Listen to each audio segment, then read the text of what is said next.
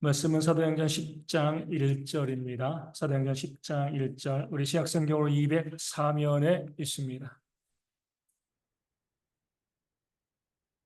사도행전 10장 1절 말씀, 신약성경 204면에 있습니다.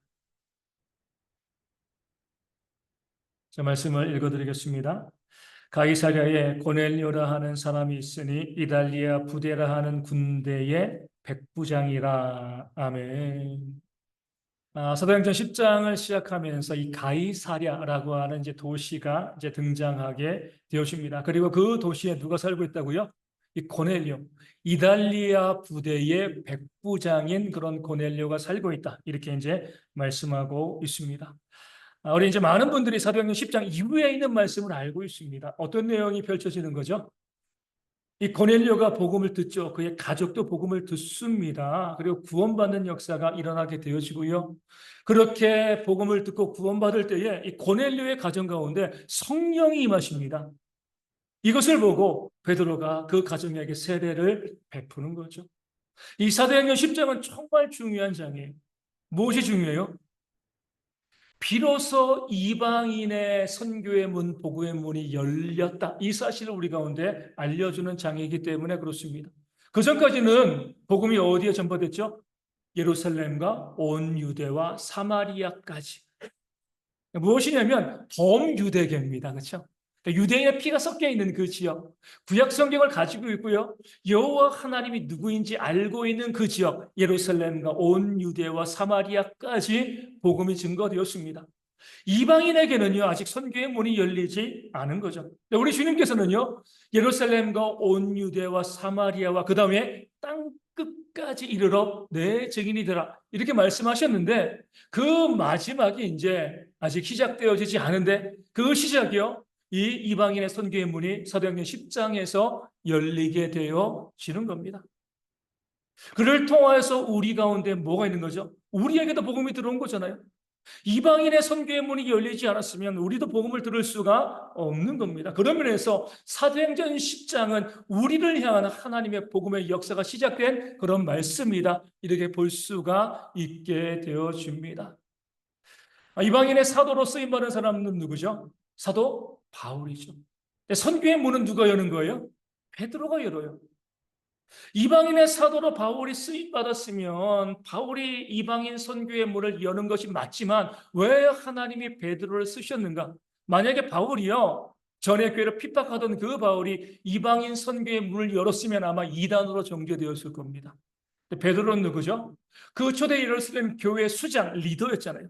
이 베드로가 선교의 문을 여니까요, 아무도 바울이 이방인들에게 복음을 증거하는 그 사역에 태클을 걸 수가 없는 거죠. 그것을 위해서 그 문은요, 바울이 아니라 베드로로 하여금 열게 하신 겁니다.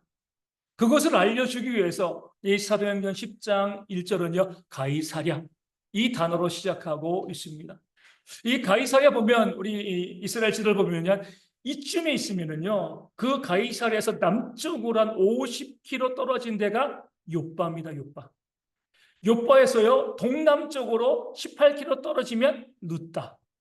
루따에서 동쪽으로 한 40km 가면 예루살렘. 그러니까 베드로가요, 그 예루살렘에서 서쪽으로 루따로 갔다가요, 그리고 요빠로 갔다가 그 다음에 지금 어디로요? 가이사랴로 가는 그 여정을 사도행전 9장과 10장은 보여주고 있는 거예요. 이 말씀을 통해 봤을 때 아마 3명의 사람들이 하나님의 놀라운 역사 가운데 감탄했을 겁니다. 첫 번째는 이제 당연히 베드로겠죠. 두 번째는 사도 바울이고요. 세 번째는 이 사도행전을 기록한 누가였을 겁니다. 베드로는요, 루따에 처음에 가고자 했을 때 뭐 때문에 가려고 했어요? 루따에 성도들이 있으니까 그 성도들 신방간 겁니다. 어떻게 신앙생활을 하고 있는가 알아보기 위해서 단순히 그 목적을 가지고 예루살렘에서 40km 떨어진 루따로 바울이 신방을 갔습니다. 갔는데 그 루따에 누가 있는 거예요? 8년간 중풍병에 걸려 침상에 누워있던 애니아가 있었습니다. 몰랐어요, 베드로는요. 애니야가 루따에 있는지 모르고 그냥 루따의 신방 갔는데 거기에 믿는 성도인데 중풍병에 걸려가지고요 8년간 누워있는 그 애니야를 만나고 그를 고쳐주고요 그 루따와 주변의 사론 지역에 복음의 역사를 만들어냈습니다. 베드로의 계획이 없는 거였습니다. 나는 그냥 신방하러 갔는데 루터의 성도들이 있어가지고 신방하고 위로하고 격려하러 갔는데 거기서 애니야를 만나게 될 줄은, 그 병을 고칠 줄은, 그 지역이 복음을 듣고 구원받을 줄은요 베드로의 계획 가운데 있지 아니었습니다. 하나님께서 그렇게 인도해내신 거죠. 그런데 베드로가 루터에 가서 애니야를 고칠 때 마침 거기서 18km 떨어진 요바에서 다비다라고 하는 여제자가 병들어 죽게 되었습니다. 다른 때가 아니라 바울이 루따에 가 있을 때 다비다가 죽게 되어진 거죠. 그렇게 청함을 받아가지고 요바로 갑니다. 가서 다비다의 그 죽은 다비다를 다시 살리는 놀라운 기적을 행한 거죠. 베드로의 계획 가운데 있지 않았습니다. 다비다를 만나는 것도요. 그가 죽었을 때 그를 살리는 것도요. 전혀 계획하지 못하였는데 하나님께서 이끄셔서 그 다비다를 살리는 역사가 있고요. 그 다비다가 살아났을 때 욥바에 있는 많은 사람들이 하나님께 돌아오는 교회가 세워지는 그런 역사가 또한 일어나게 되었습니다. 그런데 마침 또 뭐예요? 그 위로 50km 위에 있는 가이사랴에 고넬료라고 하는 로마의 백부장이 살고 있었습니다. 이 베드로가 욥바의 무두장이 시몬의 집에 머물러 있는데 하나님께서 그 고넬료에게 천사를 보내가지고 고넬료가 기도하는 가운데 50km 떨어진 것, 한 12시간 걸으면 12시간, 말 타고 가면 더 짧겠죠? 그 거리에 욥바의 베드로가 있으니까 그 베드로를 청하여 말씀을 들어라. 그 역사 가운데 베드로가 욥바에서 가이사랴로 가가지고 복음을 증거하고 그 가정을 구원하고요. 이방인의 선교의 문을 열었습니다. 베드로가 돌이켜보면 너무나 기가 막힌 거예요.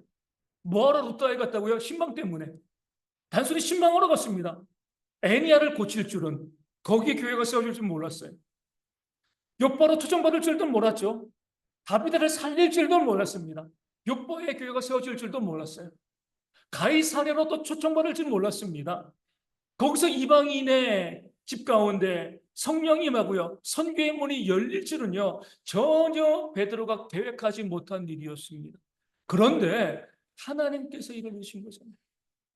이 베드로는요 전혀 거기에 대한 계획도 뜻도 갖고 있지 아니하였는데 그냥 신방하러 갔는데 하나님께는 어때요? 놀라운 계획이 있어서 그 베드로를 루따에서 욥바로 가이사랴로 복음의 문을 여는 그 역사 가운데 인도했음을 성경은 보여주고 알려주고 있습니다. 인생을 회고할 때 야 정말 기가 막힌 하나님의 역사이다. 나중에 이 바울도 마찬가지죠. 베드로가 그렇게 가이사랴에서 선교의 문을 열지 아니하였으면 내가 어떻게 이방인들에게 복음을 증거할 수 있었을까? 하나님의 놀라운 역사였다. 이 모료를 기록한 누가도 어때요? 야, 하나님께서 이렇게 놀랍게 역사하시는구나. 사람은요, 한 치 앞을 내다보지 못하죠. 우리 내다볼 수 있으면 누가 망하겠습니까? 누가 실패하겠습니까? 내다볼 수가 없는 거예요. 1시간 뒤에 우리가 어떻게 될지 누가 알아요? 어떤 일이 벌어질지 우리 아무도 알지 못하는 겁니다. 그게 사람인 거죠. 근데 하나님은 어때요? 영원을 보시는 하나님이시잖아요. 그 1시간 뒤의 일이 아니라 영원부터 영원까지 계신 하나님이시기 때문에 모든 것을 다 알고 계획하시는 그런 하나님인 줄로 믿습니다. 그 사실을 가이사랴, 이 단어가 우리 가운데 알려지고 있는 거죠. 베드로 너의 계획 가운데는 없었지만 너는 전혀 상상도 못했지만 나는 이미 뭐예요? 다 계획이 있어. 그래서 너를 루따에 보내고 요파로 이 가이사랴로 너를 이끌어온 것이고 그것을 통해서 나중에 이방인의 선교의 문을 내가 너로 하여금 열게 한 것이다. 그 단어 가이사랴라는 단어가 우리 가운데 하나님의 놀라운 계획이 있다는 사실을 보여주고 알려주는 겁니다. 우리 가장 시대에 민감한 사람들이 누구일까요? 방송국 PD들입니다. 그렇죠? 시청률 따라서 이제 먹고 사는 게 결정되니까 사람들이 뭘 좋아하는지 늘 모니터링 하고요. 뭐에 관심을 갖고 있는지 이 방송국 PD들이 항상 그것을 보고 있습니다. 그런데 그 PD들이 요즘 가장 이 방송국에 또 많이 출연시키는 사람들이 있어요. 누구일까요? 무당들. 그렇죠? 너무나 많이 나오고 있습니다. 연예인이 뭐 신내림받고 이런 기사들이요 넘치는 거죠. PD들이 왜 무당들을 방송에 자꾸 출연시키는가? 사람들이 지금 너무나 깜깜한 세상을 살고 있기 때문에 그래요. 앞이 안 보이는 거죠. 너무 답답하고 힘들고 어려우니까 야 이렇게 무당을 출연시키면 사람들이 좀 위로받겠다. 그런 마음을 가지고요. 무당들을 방송에 많이 보내고 있는 겁니다. 그런 세상에 정말 우리가 살고 있는 세상이잖아요. 한 치 앞을 내다볼 수가 없습니다. 도무지 내 앞길이 어떻게 되어질지 전혀 알 수 없는 이 상황 가운데서 오늘 가이사랴 이 단어는 우리 가운데 하나님의 놀라운 위로와 힘이 되어지는 줄로 믿습니다. 왜요? 하나님에게는 계획이 있다는 거예요. 우리는 몰라요. 앞이 어떻게 되어질지, 어떤 일이 전개되어질지, 어떤 문제가 발생할지 아무것도 알지 못하지만 그래서 우리가 한 걸음 내딛는 것은 너무나 힘들지만 하나님은요 모든 계획을 가지고 우리를 인도하시고 이끌어내신다. 이 사실을요 이 가이사랴 이 단어가 우리 가운데 알려주고 있는 겁니다. 왜 이렇게 내 삶에 어려움이 다가오는가? 왜 이렇게 문제가 있는가? 왜 아픔이 있는가? 나를 왜 여기에 두셨는가? 왜 여기에 세우셨는가? 우리 알 수 있나요? 몰라요. 그렇게 답답하고요. 그렇게 두려운 거죠. 그런데 하나님이 말씀하십니다. 가이사랴 기억하라는. 베드로에게 그 가이사랴는 계획 가운데 있지 아니하였지만 내가 그를 가이사랴로 인도해내지 아니하였느냐. 우리도 마찬가지라는 거예요.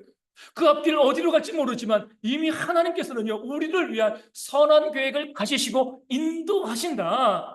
이 사실이 오늘 가이사랴 이 단어가 우리 가운데 알려주고 있는 그런 귀한 모습이 되어지는 줄로 믿습니다.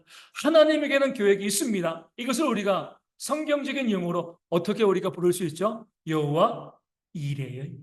하나님이 준비하신다. 아브라함에게 하나님이 나타나시잖아요. 그리고 100세에 나아가지고 아내 90세에 나아가지고요. 정말 금이야 오기야 그렇게 애지중지 키우던 그 이삭을 뭐라고요? 모리아산으로 가서 번제로 바쳐. 이해가 됩니까?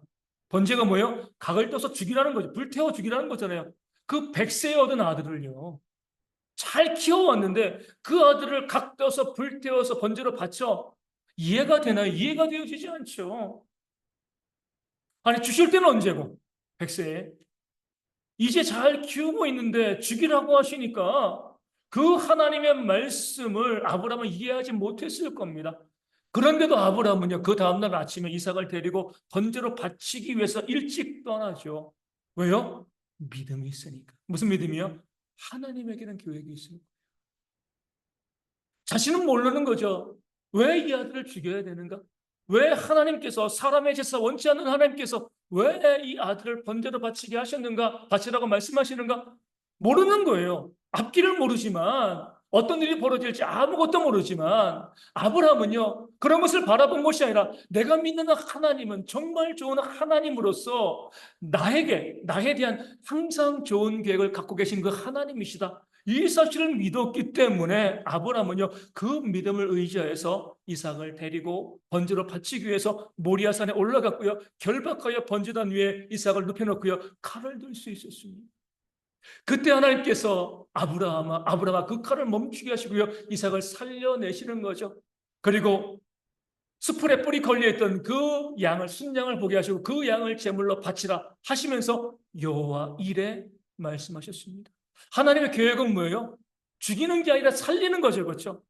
왜 아브라함으로 하여금 그 이해되지 않은 그런 명령 그 상황을 그에게 주셨는가? 아브라함의 믿음을 우리 가운데 보여주시기 위함입니다. 얼마나 좋은 믿음을 갖고 있는가? 그 믿음을 우리 가운데 보여주시고요. 믿음을 보여주시고 난 다음에 뭐죠? 그에게 복 주시기 위해서 아브라함에게 그런 명령을 주신 줄로 믿습니다. 이게 바로 여호와 이레 하나님이 우리 하나님이시라는 거예요. 내가 믿는 하나님이라는 겁니다. 어떻게 보면 지금 우리의 삶의 상황이요. 그 아들 이삭을 번제로 바치라 말씀하신 그런 상황일 수도 있을 거예요.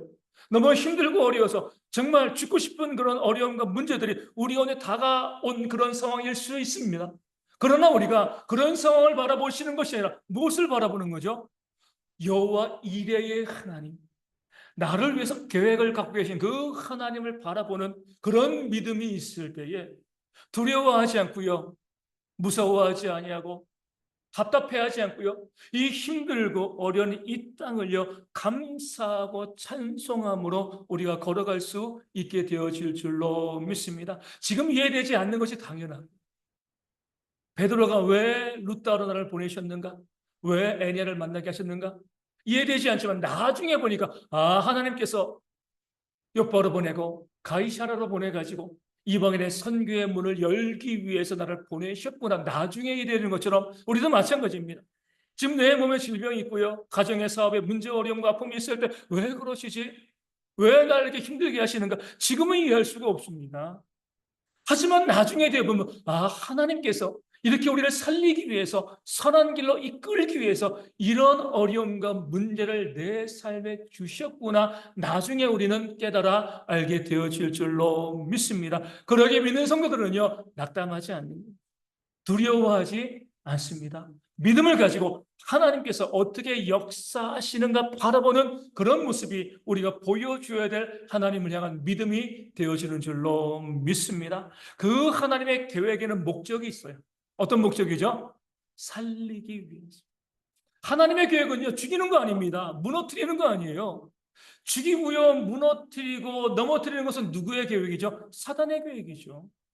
우리 하나님의 계획은요 우리를 살리는 것, 우리에게 생명을 주고 우리에게 구원을 주는 것이 바로 하나님의 계획입니다. 이삭도 죽이기 위함이 아니라 살리기 위해서, 더욱더 아브라함에게 복을 주시기 위해서 그를 번제로 바치라 명령하신 겁니다. 모든 하나님의 역사 가운데 살림의 역사, 우리를 살리기 위한 하나님의 계획이 있었다는 것은 성경은 우리 가운데 너무나 자세히 보여주고 있습니다. 가장 대표적인 인물이 바로 요셉이죠. 아버지에게 사랑받는 아들로 잘 살고 있는데 형들이 시기해가지고요 애굽의 노예로 팔아버렸습니다. 그 당시 노예는 한 번 노예는 죽을 때까지 노예죠. 벗어날 수가 없는 거예요. 얼마나 인생이 비참했겠습니까? 왜 하나님께서 나를 이런 상황 가운데 버려두셨는가? 그런데 거기에도요 잊지 못하고 그 보디발의 아내 모함을 받아가지고 감옥에까지 가게 됩니다. 노예도 힘든데 감옥은 그냥 죽은 거죠. 죽은 것과 다를 바가 없습니다. 더 이상 희망이 보이지 않는 거죠. 그런데 하나님께서는요 그 요셉을 어디로요? 애굽의 총리로 이끄셨습니다. 돌이켜봤을 거예요. 내가 어떻게 이 30의 나이에 애굽의 총리가 되어줄 수 있었을까?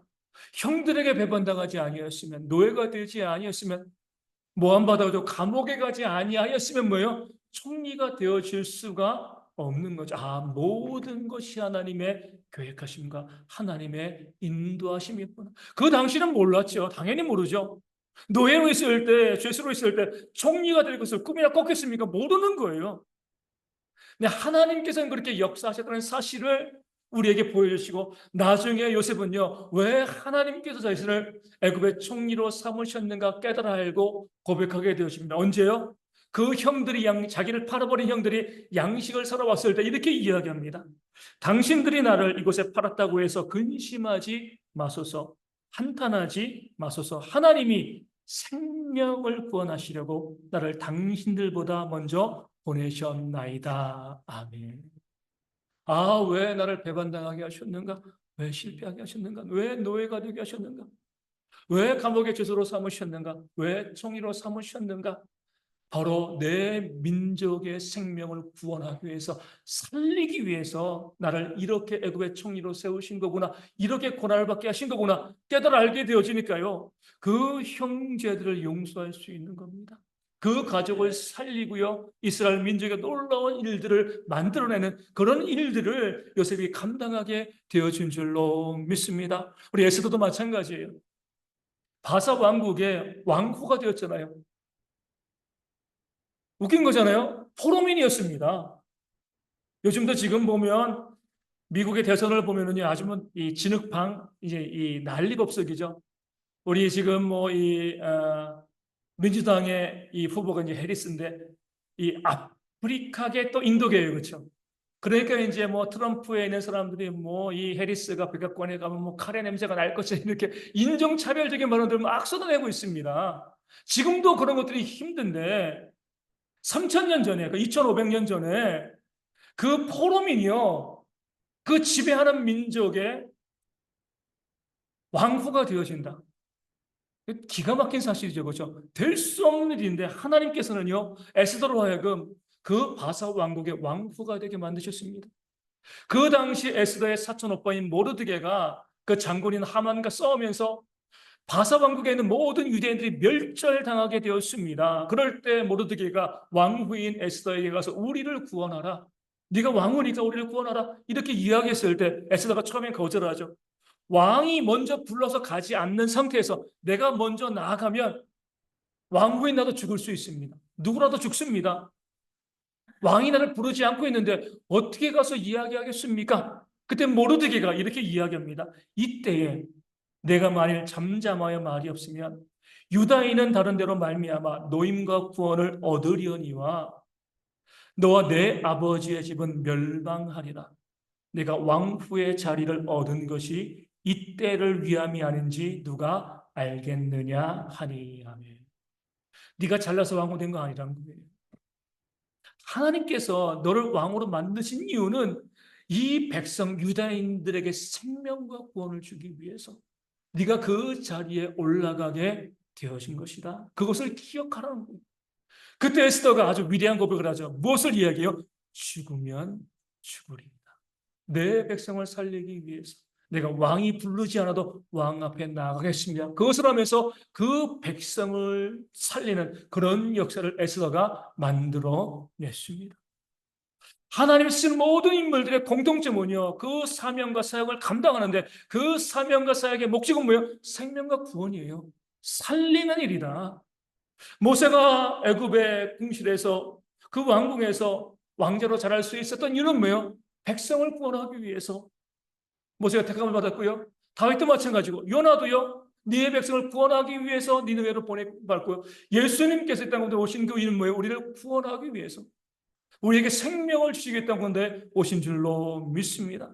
성경의 모든 인물들이 마찬가지예요. 하나님의 구원받은 백성들은요, 살리는 것이 그 인생의 목적입니다. 하나님께서 우리의 인생을 살리기 위해서 길을 계획하시고 여신 것처럼 그 사실을 깨달아 알고 있는 모든 주의 백성들은요, 살리는 것, 생명과 구원을 주는 것이요, 우리의 삶의 목적이 되어야 하는 줄로 믿습니다. 그런 삶을 살아갈 때에 남을 살리기 위해서 생명과 구원을 주기 위한 그런 삶을 살 때 하나님께서 우리 가운데 두신 계획을 누리면서 은혜복, 우리가 또 살아내는 그런 역사를 경험하게 되어질 줄로 믿습니다. 그런 삶을 살아가고 계신가?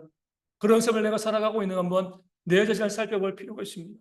나는 정말 남을 살리는 삶을 살아가고 있는가? 남에게 생명과 구원을 주는 그런 목적대로 살아가고 있는가? 하나님께서 늘 살리시기 합당한 그런 삶을 살아가고 있는가? 어떻습니까? 우리가 우리의 이웃들을, 내 집에 있는 사람들을 살리는 그런 삶을 살아가기 위해 가장 중요하고 가장 첫 번째 발걸음은 무엇이 되어야 돼요? 우리의 입의 말이 되어야 돼요. 말 한마디가 천냥빚을 갚는다라고 이야기하잖아요. 알베르 까비라는 사람이 그 책에서 이렇게 이야기합니다. 그 철학자이기 전에 기자였는데 그 책에서 가장 첫 번째 주제가 자살이에요, 자살. 자살에 대해서 이야기하면서 왜 사람이 스스로 목숨을 끊는가? 기자로서 이제 많은 것을 본 거죠. 사업에 실패해서 또 연애에 실패해서 그것 때문에 죽는다면 다 죽어야죠, 그렇죠? 사업에 실패로 잘 사는 사람이 있고 또 스스로 목숨을 끊는 사람들이 있는 거예요. 연애에 실패해도 잘 사는 사람이 있고요. 또 목숨을 끊는 사람들이 있습니다. 무슨 차이인가? 까미는 이렇게 관찰했습니다. 그렇게 힘들고 어려울 때 누군가 그에게 던지는 그 말 한마디가 그를 살리기도 하고 그를 죽이기도 한다는, 내 말이요, 살인의 도구가 될 수도 있고요. 생명의 도구가 되어질 수도 있다는 겁니다. 좀 힘들고 어려울 때, 죽고 싶을 때 누군가 야 그래 죽어버려. 내가 죽는 거예요. 그렇죠? 말 때문에 죽는 겁니다. 연예인들이 왜 죽어요? 왜 목숨을 스스로 끊습니까? 돈이 없어 죽나요? 말 때문에 그런 거죠. 왜 많은 학생들이요 왕따나 폭력당하고 스스로 목숨을 끊어요? 그 말 때문에, 말의 상처 때문에. 우리 입에 칼이 들어있을 수 있습니다. 정말 하나님의 백성들은요, 우리의 입의 말로요, 이웃을 살리는, 그들을 위로하고요, 격려하는 그런 삶을 살아가는 그런 모습이 있어야 할 줄로 믿습니다. 그렇지 아니하고 우리가 우리의 입으로 남을 비난하고 정죄하고요, 그를 넘어뜨리고 무너뜨리고 멸망시키는 그런 말을 우리 입으로 한다라고 하면 사단의 함정 가운데 빠져 있는 것이 되어지는 거죠. 내 입의 말을 생각해 보시오. 지난 주간에 우리 이제 미스 유니버스 이 대회에 한국 대표 아직 안 됐습니다. 한국 예선에 출전한 어떤 분에 대한 기사를 읽었습니다. 미스 유니버스잖아요. 각 나라 대표들이 모여가지고 이제 누가 미인인가 이것을 다투는 그런 이제 행사가 되는데 이제는 미스 유니버스는 아니래요. 예전에는 20대 미혼의 여자들만 나가서 미스 유니버스였는데 그러니까 대명칭은 미스 유니버스인데 이제는요 그 참가 자격에 제한이 없어요. 기혼도 괜찮고요. 나이도 이제 어리면 안 되지만 20세 이상은 누구나 나올 수 있습니다. 그 미스 유니버스 대회에 내가 한국 대표로 내가 출전하겠다. 예선에 참가한 우리 분이 한 분 있어요. 나이가 좀 있으십니다.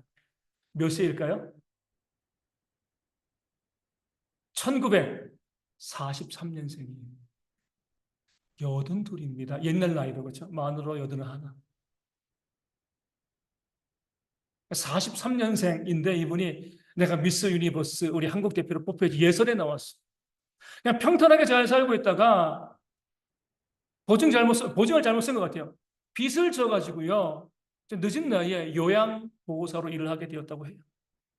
요양보호사로 일하면서 이제 빚을 갚아나가고 있는데 자신이 돌봐주고 있는 분이 한 분이 이렇게 이야기하는 겁니다.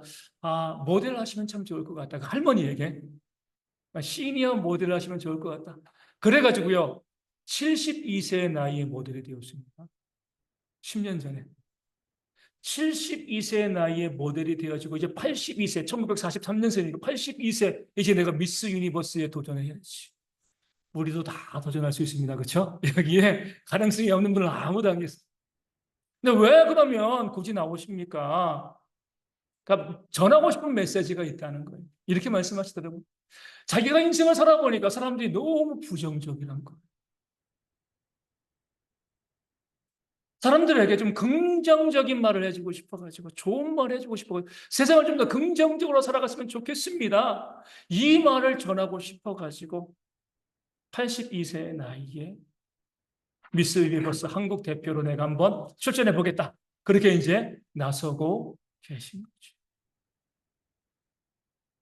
인생을 다 돌아보지 못하지만 그가 72세 나이에 모델로 데뷔하기까지 얼마나 그 삶을 바라보면 긍정적으로 살아왔겠습니까? 그렇죠? 에이, 한데 이 나이에 이름 도전 안 했을 거야. 한번 해볼까? 긍정적인 마음을 가졌으니까요. 72세 나이에 모델이 되어지고 82세에 1943년생입니다. 지금 미스 유니버스 그렇게 나가게 되어지는 거죠. 지난 주간에 또 어떤 이 방송을 하나 봤어요. 그 할머니는요, 1919년생입니다. 몇 살이에요? 106세. 지금은 계단 오르내려요, 일부러. 건강하신다. 이제 운동하신다고. 106세에. 그리고요, 마트 가면은요, 10kg 쌀 들고 집까지 걸어와요. 106세에 10kg 쌀 들고 마트에서 집까지 그냥 걸어옵니다. 그냥 이 캔에 있는 작은 것이 다 봐요. 눈도 어리지 않았어요. 의사가 검진해 보니까 20대 이 정도의 균형 있는 모습. 너무나 건강하신. 그분도 무엇을 얘기해요? 긍정적으로 바라보라는. 나를 위해서라도요, 정말 중요해요. 하지만 뭐예요? 그것이 내가 긍정적으로 또 선한 말, 좋은 말 이런 것들을 내 이웃 가운데 전하는 그런 모습이 우리 가운데 있어야지 그것을 살릴 수 있게 되어집니다. 내 말로요 사람이 죽을 수도 있고요. 그 사람이 살 수도 있는 거예요. 늘 안 돼, 안 돼, 안 돼, 포기해, 아이 이런 말 하지 마시고 위로하고 격려하고 용기를 주는 그런 말을 하는 모습이 우리 가운데 있어야 되는 거죠. 어떤 이제 스피치 말하는 것을 하는 그 사람이 정말 사람들에게 가장 큰 힘이 될 수 있는 말의 방법을 하나 알려줬습니다. 그게 무엇이냐면 내가 이제 누군가에 대해 가지고 그분에게 좋아요 나빠요 이렇게 말하는 것이 아니라 늘 제3자를 끌어들이라는 거예요. 제가 이제 50사님과 우리 김재호 선 뒤에 앉아 계시는데 이렇게 이야기하는 50사님인데, 집사님, 권사님이요, 저에게 말씀하셨는데 집사님 너무 멋지대요. 저에게 이렇게 말씀하셨습니다. 그럼 어때요? 제가 멋지다고 이야기하는 건 목사님 그 입 바른 소리겠지. 본인이 이야기하면 별로 안 들어오는데 제3자, 누군가 집사님에 대해서, 누군가 성도님에 대해서 이렇게 이야기했더라고요. 정말 집사님 좋게 보고요, 정말 좋은 분이라고 그렇게 이야기하는 건 내가 들었습니다. 그러면은요, 그 사람과의 관계도 좋아지고요, 그 말을 전달하는 나와의 관계도 좋아지고, 내가 전달하는 그 사람과 모든 관계가 다 좋아진다.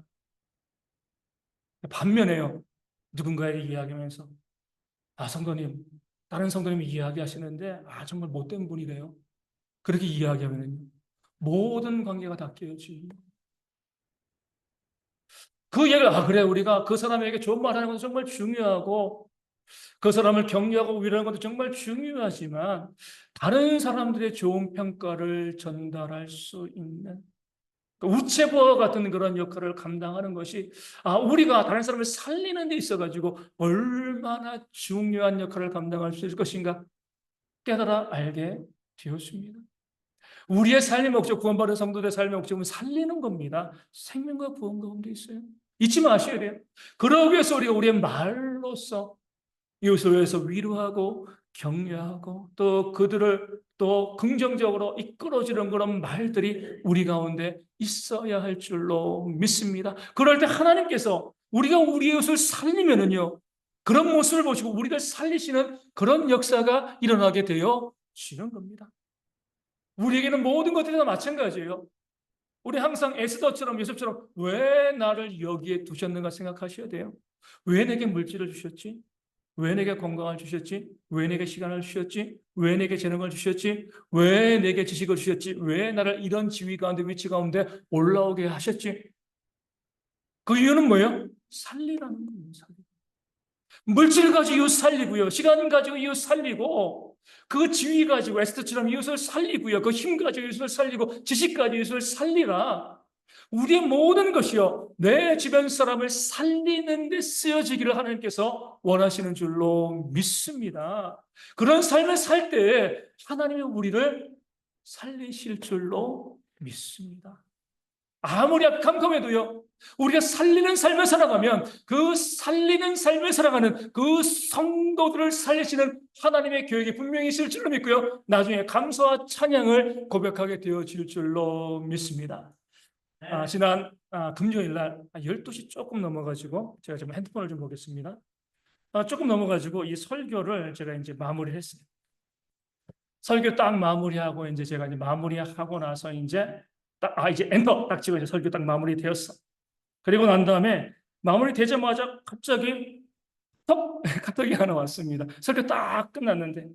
그래서 이제 제가 알고 있는 자매예요. 결혼해서 아이가 이제 딸이 둘이 있는 그 자매인데 저랑 같이 신앙생활 한 적은 없습니다. 제가 이제 연합 청년 활동하면서 알고 있던 그 자매인데, 그 자매에게 이제 문자가 왔어요. 이제 이렇게 이제 내용이 왔습니다. 제가 그대로 읽어드릴게요. 목사님 안녕하세요. 누구누구입니다. 보고 싶은데 목소리 듣고 싶은데 전화 걸 용기가 안 나서 카톡을 보내요. 연락해서 통화하면 마음이 어려워질까 봐요. 톡으로 보내니 꼭 읽고 기도해 주세요. 그 다음에 제가 좀 아프게 됐어요. 유방암 2기 이상이라고 최종 진단은 많은 검사 후 22일에 나겠지만 사실 지금 상황이 좀 와닿지 않아서 힘들긴 하네요. 통화해서 이야기하고 싶으면 너무 마음이 힘드니까. 2기 이상, 처음에는 이 친구가 간호사였어요, 예전에. 그러니까 상황을 잘 알고 있는 거죠, 그죠? 그래서 내가 병원에 가서 한 초기일 거라고 생각을 했는데 검사가 2기 이상 나오고 2기, 3기 그 이상 되어질 수 있는 거죠. 지금 검사 중에 있는 거죠. 그러면서 목사님, 제가 너무 힘들어서 통화도 못 하겠고, 그러니까 통화하면 울 것 같은 거죠, 그렇죠? 그래서 카톡을 보냅니다. 저를 위해서 좀 기도해 주세요. 제가 뭐 했겠습니까? 설교 본문을 당장에 보내버렸어요. 딱 설교를 마치자마자 이 카톡이었잖아요. 이 자매를 위한 말씀이 되어줄 수 있겠고, 살리기 위해서, 내가 지금 누구야? 내가 지금 설교를 마무리하고 제목을 살리기 위해서라고 줬어. 이 설교가 너에게 주시는 하나님의 선물이 되어질 줄로 믿는다. 본문을 제가 파일로 보냈습니다. 지금 고난이 있지만, 지금 어려움이 있지만 하나님께서 너를 살리실 줄로 믿는다는 거죠. 그러기 위해서 지금 내 설교가 마무리된 이 시점에 너에게 연락이 오게 하고 이 설교를 너에게 보낼 수 있게 되어서 너무나 감사하다. 답이 또 왔습니다. 아멘. 하나님께서 가장 최선과 최선으로 이끄심을 믿어요. 감사함으로 살리는 말만 할게요. 우리가 마찬가지입니다. 우리의 삶을 살리는 거예요. 그렇죠? 모든 것들이 살림에 쓰이는, 내 주변에는 내 가족, 내 아내, 내 남편, 내 자녀, 손주들, 내 부모, 형제들, 내 교회 성도, 이웃들, 내 주변의 모든 사람들을 살리는데 내 인생의 목적이 있음을 깨달아 알고요. 그런 삶을 살아가는, 그래서 하나님으로부터 살려냄의 그런 은혜와 복을 받아 누리시는 대형의 모든 성도 되어지기를 주님의 이름으로 축원을 드립니다. 찬송하시고 함께 기도하도록 하겠습니다. 407장 함께 찬송하겠습니다.